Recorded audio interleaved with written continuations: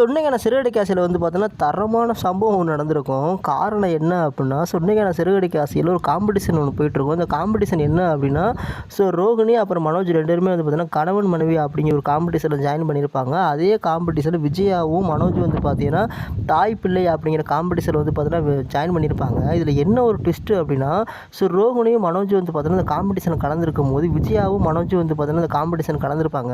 அப்போலே விஜய் என்ன சொல்லுவாங்க அப்படின்னா, ரோகிணி கூட போய்ட்டு நீ போய்ட்டு அவ கூட இருந்து இந்த காம்படிஷனை வின் பண்ண அப்படின்னா நீ என் கூட பேசக்கூடாது, நீ பிள்ளையே இல்லை அப்படிங்கிற மாதிரி சொல்லியிருப்பாங்க.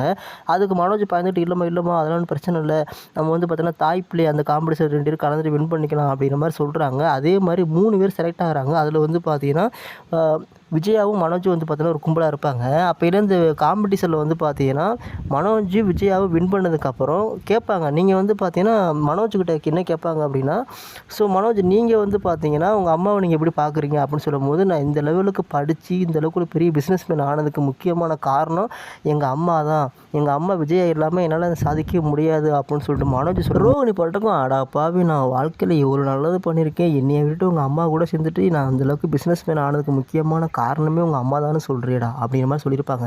அதில் மனோஜ் ஒரு வார்த்தை சொல்லியிருப்பாங்க, நான் அந்தளவுக்கு பெரிய லெவலில் படித்து வந்திருக்கேன் அப்படின்னா அதுக்கு எங்கள் அம்மா விஜயா தான் காரணம், ஏன்னா அவங்க தான் பார்த்தீங்கன்னா கஷ்டப்பட்டு படிக்க வச்சாங்கன்னு சொல்லிட்டு மனோஜ் சொல்லியிருப்பாங்க. அது உண்மையான விஷயமும் கூட.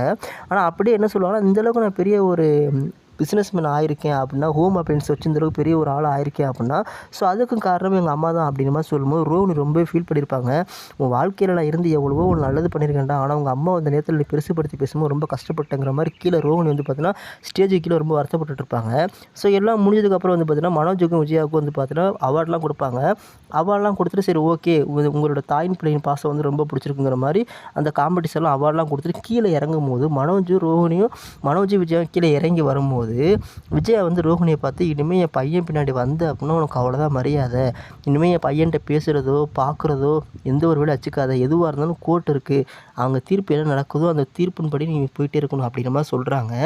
சொல்லிகிட்டு இருக்கும்போது ரோகிணி என்ன பண்ணுறாங்க அப்படின்னா, சொல்லவும் முடியாமல் மெல்லவும் முடியாமல் ரொம்பவே பாவம் பார்க்குறதுக்கே அப்ராணித்தனமாக இருப்பாங்க.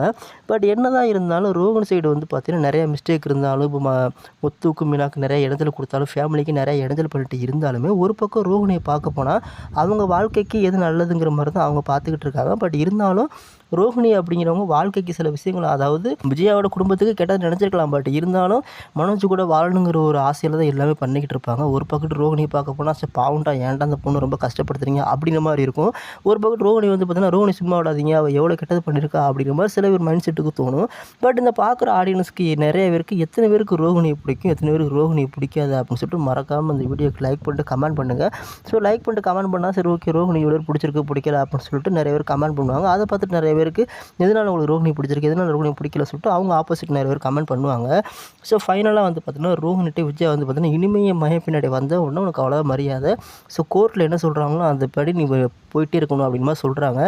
இந்த வீடியோ பார்க்குற எத்தனை பேருக்கு ரோகிணியும் மனோஜும் ஒன்றா சேர்ந்தால் நல்லா இருக்கும்னு நினைக்கிறீங்க, இல்லை ரோகிணியும் மனோஜும் ஒன்றா சேர்ந்தாங்க அப்படின்னா நல்லாவே இருக்காது, சரி அது கூட வேணாமல் இப்போ பார்த்தீங்கன்னா ரோகிணி மனோஜ் கூட இருந்தால் மனோஜ் நல்ல லெவலுக்கு வருவான்னு நினைக்கிறீங்களா, இல்லை ரோகிணி மனோஜ் கூட இருந்தால் கண்டிப்பாக மனோஜ் நல்ல நிலைமைக்கு வர மாட்டேன்னு நினைக்கிறீங்களா? இதை பற்றின உங்களோட கருத்து என்ன அப்படின்னு சொல்லிட்டு மறக்காமல் சப்ஸ்கிரைப் பண்ணிட்டு கமெண்ட் பண்ணுங்க நண்பா.